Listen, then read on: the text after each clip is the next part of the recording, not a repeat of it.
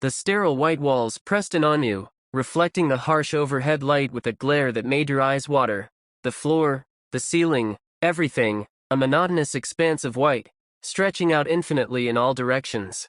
You have no memory of how you got here, just a gnawing fear that clawed at your insides, making it hard to breathe. There were no doors, no windows, not even a speck of dust to break the sterile monotony. You paced the endless white expanse, counting your steps, hoping to find a corner, a seam, anything to suggest an escape, but there was nothing. The air itself felt thick and suffocating, as if the silence itself was pressing down on you. As minutes bled into hours, the silence became your tormentor. It amplified the frantic thud of your heartbeat, every beat a hammer blow against your sanity. Whispers seemed to emanate from the very walls themselves, faint and unintelligible, driving you towards edge of paranoia. Shadows danced at the corner of your vision, mocking you with fleeting glimpses of escape routes that vanished as soon as you turned. A sudden whirring sound, like machinery coming to life, pierced the oppressive silence.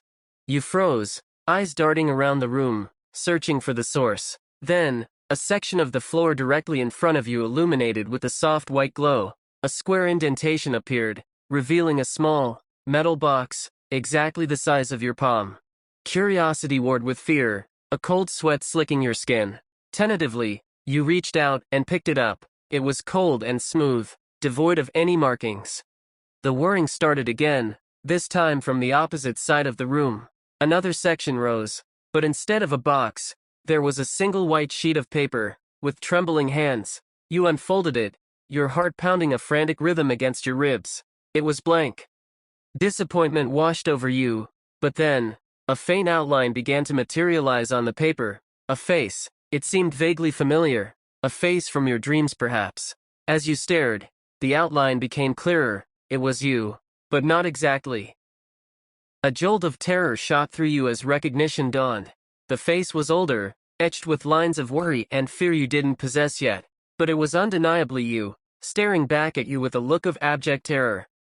The ground rumbled beneath your feet, sending a fresh wave of panic crashing over you. The seemingly solid walls shimmered and dissolved, revealing another identical white room beyond, and in its center, another you, standing frozen, a look of abject terror on its face, staring intently at a blank sheet of paper.